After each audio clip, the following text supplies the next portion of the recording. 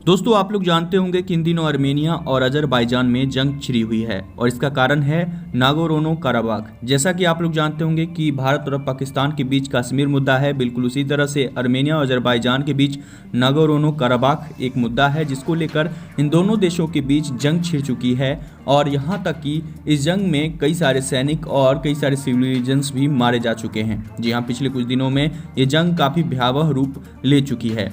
और इसमें यहाँ तक कि आप लोग जानते होंगे कि अजरबैजान जो है सो एक इस्लामिक कंट्री है, वहीं आर्मेनिया जो है सो एक क्रिश्चियन कंट्री है।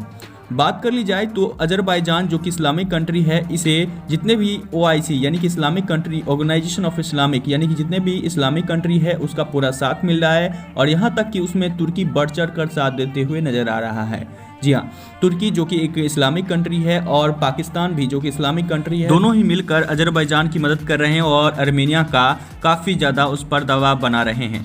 वहीं दोस्तों आर्मेनिया के बारे में आप लोग भी जानते होंगे कि आर्मेनिया एक ऐसा कंट्री है जो कि कश्मीर मुद्दे पर भारत का हमेशा से ही समर्थन करते हुए आया है और जितना भी OIC जितने भी इस्लामिक कंट्री है उनका विरोध करते हुए आया है हमेशा से, और हमेशा से भारत का साथ देते हुए नजर आया है। वहीं आप लोग ये भी जानते होंगे कि रशिया जो कि रशिया से हथियार खरीदता है आर्मेनिया, और रशिया जो है रशिया और आर्मेनिया और जितने भी कुछ ऐसे कंट्री हैं उनके साथ बॉन्ड बना हुआ है कि आर्मेनिया का कि अगर सैन्य स्थिति में ऐसी अगर युद्ध की स्थिति आती है और किसी तीसरे युद्ध देश ने अगर हमला करता है तो ऐसी कंडीशन में आप लोगों से मैं मदद ले सकता हूं।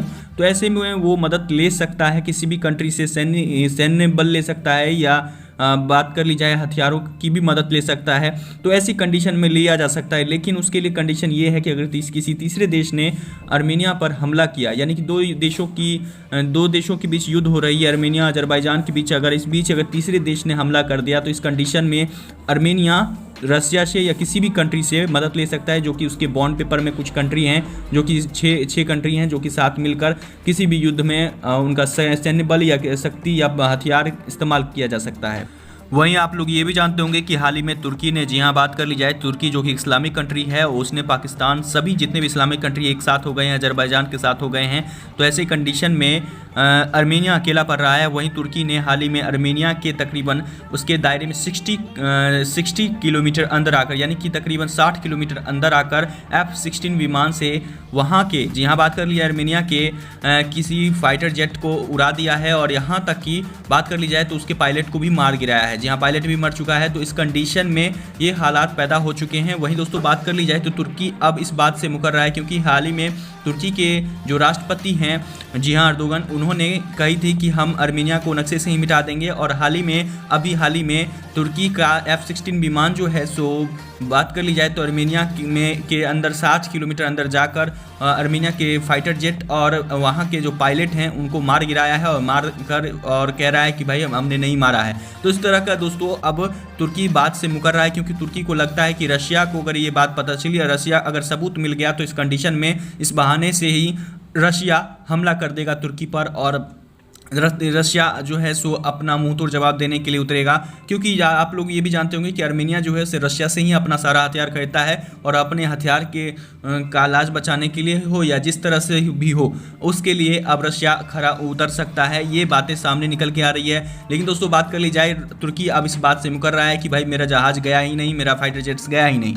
तो ऐसी कंडीशन में दोस्तों अब जो है सो कि अब क्या होने वाला है अभी कहना मुश्किल है। लेकिन दोस्तों बात कर ली जाए तो अभी जो सिचुएशन है काफ़ी बुरा है, वहाँ के सिटीजन्स और सोल्जर्स भी मर रहे हैं। और बात कर ली जाए दोस्तों तो आप लोग ये भी जानते होंगे कि जितने भी इस्लामिक कंट्री हैं, पाकिस्तान हो या जितने भी इस्लामिक कंट्री हैं, सभी एक साथ हो गए हैं। और ऐसे कंडीशन में अब क्या भारत को भी साथ देना चाहिए, क्योंकि आप लोग जानते होंगे कि कश्मीर मुद्दे पर जितने भी इस्लामिक कंट्री थे सभी एक साथ हो गए थे।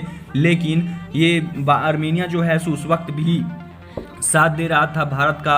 और बात कर ली जाए तो क्या भारत को भी अब ही साथ देना चाहिए? तो इस पर आपका क्या राय है? साथी दोस्तों आपको क्या कहना है, क्या रशिया को भी साथ मिलकर उसका जवाब देना चाहिए? नीचे कमेंट्स में अपनी ओपिनियन जरूर शेयर कीजिए। साथी दोस्तों अगर आप इस चैनल पर नए विजिटर हैं तो इस चैनल को सब्सक्राइब कीजिए और चैनल के साथ बने रहिए।